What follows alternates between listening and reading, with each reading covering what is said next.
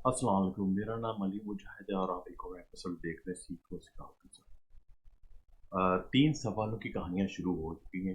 पिछले एपिसोड में मैंने ये कहा था कि 3 सवाल ऐसे ज़रूरी हैं जो मैं समझता हूँ हर माँ बाप, हर एजुकेशनिस्ट, हर तालीम याफ्ता शख्स, हर बच्चा, यानी जो भी तालीम या इल्म से वाबस्तगी रखते हैं, उनको इन 3 सवालों के जवाब आने चाहिए। ऐसा ना हो कि हम ये सवाल ही ना पूछें।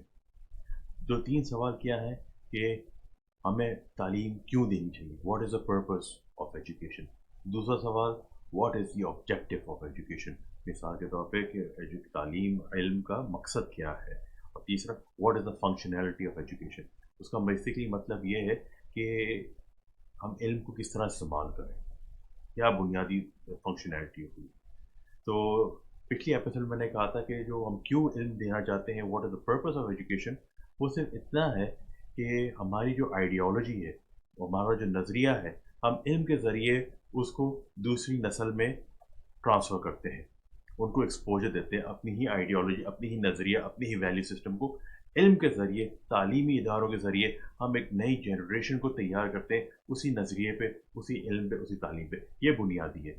अगर आपका सेक्युलर कैपिटलिज्म का एक आइडियोलॉजी है, तो हम इदारे भी वैसे ही बनाएंगे जो प्रमोट करेंगे कैपिटलिस्ट आइडियोलॉजिकल होंगे और सेक्युलर होंगे, और स्कूल में वही उन्हीं की तालीम दी जाएगी। लेकिन हम कहते हैं कि हमें इस्लामी चाहिए, तो ज़ाहिर बात है उस दौरान हम लोग फिर हमारा करिकुलम, हमारा एजुकेशनल स्ट्रक्चर सब मुख्तलिफ होगा ताकि हम वैसे पैदा करें। अब सवाल ये है कि मकसद क्या है तालीम का, what is the objective of education. और इसका सबसे आसान ये है कि नज़रिया जो होता है ना, आइडियोलॉजी, वो सिर्फ नज़रिया नहीं देता, वो हमें डेफिनेशन देता है, यानी वो डिफ़ाइन करता है। जैसे मिसाल के तौर पर सेकुलर जो से पहले जो एपिसोड्स हैं, जहाँ मैं डेफिनेशन, जो कॉन्फ्लिक्टिंग डेफिनेशन की बात कर रहा था, वो नज़रिया होता है जो डिफ़ाइन करता है चीज़ों को। वो नज़रिया ये होता है जो आपको डिफ़ाइन करके देता है कि कामयाबी की क्या डेफिनेशन होनी चाहिए। वो नज़रिया ही है, आइडियोलॉजी है, जो हमें डिफ़ाइन करता है कि ज़िंदगी किस तरह गुजारनी चाहिए, ज़िंदगी के क्या मायने हैं, मौत के क्या मायने हैं, इंसानियत के क्या मायने। ये हमारा नज़रिया होता है, हमारी आइडियोलॉजी होती है। जो ऑब्जेक्टिव है एजुकेशन का, वो सिंपल सिंपल एक चीज़ है, और वो ये है कि हम एक ऐसे शख्स, ऐसे इंसान हम डेवलप कर सकें जो इन आइडियोलॉजी के ऊपर चलें। ठीक है, इन आइडियोलॉजीज पे ऊपर चले, उनका कैरेक्टर डेवलपमेंट पे फोकस होना चाहिए। ठीक है ना, character development according to the definition of an ideology.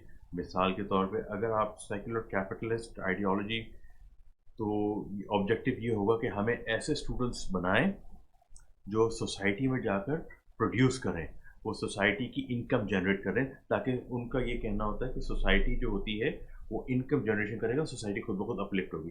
तो बुनियादी होगा objective, to create characters, to create human beings who are willing to contribute to the society, और इनकम जनरेट करके तो माशरे को ऊपर उठाएंगे। अगर आपका सेकुलर कैपिटलिस्ट है, अगर इस्लामी है, तो उसका ऑब्जेक्टिव कुछ और होगा कि ऐसे अखलाक पैदा करें जिससे इस्लाम, और जिससे हम अपनी ज़िंदगी बेहतर कर सकें, अपने माशरे को बेहतर कर सकें अपने अच्छे अखलाक के ज़रिए।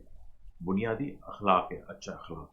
और ज़ाहिर बात है ऑब्जेक्टिव यही होगा ना, जैसे अल्लाह ताला ने कहा है कि सूरह बकरा में, इज़ क़ाला रब्बुकुम लिल मलाइकति इन्नी अऊज़ु बिल्लाहि मिनश शैतानिर रजीम।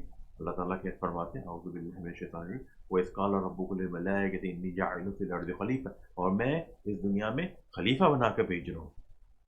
ठीक है ना, अगर आपका ऑब्जेक्टिव खलीफा बनाना है और खलीफा की वैल्यूज़ को लेकर आगे चलना है, तो उसका निसाब अलग होगा, उसका निसाब ये नहीं होगा, उसका निसाब कंप्लीटली डिफरेंट होगा। लेकिन अगर हम ये समझते हैं कि हमने इसलिए हम लोग इल्म ले रहे हैं ताकि हमें अच्छी नौकरियाँ मिल सकें, हम तालीम इसलिए ले रहे हैं कि हमारी लाइफ़स्टाइल अच्छी हो जाए, फिर हम एक सेक्युलर कैपिटलिस्ट की सोच पे चल पड़े हैं।